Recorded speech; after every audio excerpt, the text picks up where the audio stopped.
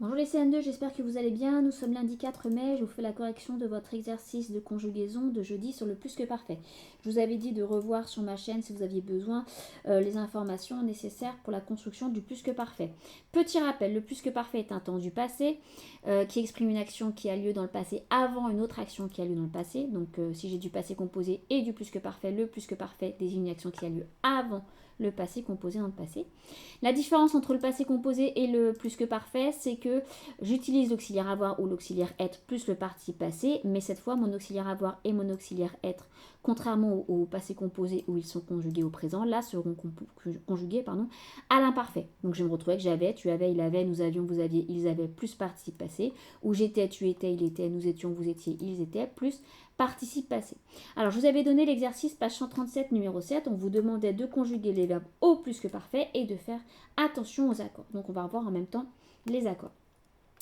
Elle chantait dans la chorale. Donc, je regarde.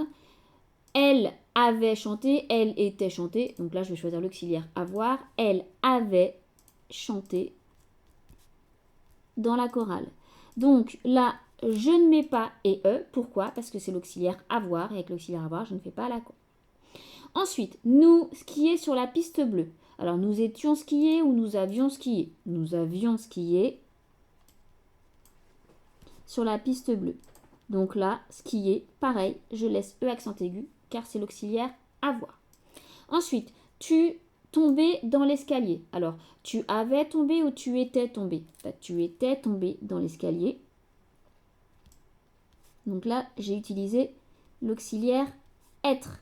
Alors, si jamais tu es un garçon, je vais écrire E accent aigu, mais je mets mon petit entre parenthèses parce que si tu es une fille, à ce moment-là, je ferai l'accord et j'écrirai et E. Le plat refroidir sur la table. Le plat a refroidi, le plat avait refroidi ou le plat était refroidi. Alors, le plat avait refroidi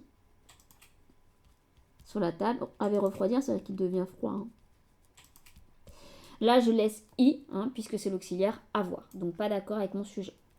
Et ensuite, il rentrait, se mettre au chaud. Alors, ils avaient rentré, se mettre au chaud ou ils étaient rentrés, se mettre au chaud. Ils étaient rentrés. Là, j'utilise l'auxiliaire être. Comme j'utilise l'auxiliaire être, je fais l'accord avec mon sujet il. Il au pluriel, donc je mets un S. Voilà, j'espère que ça a été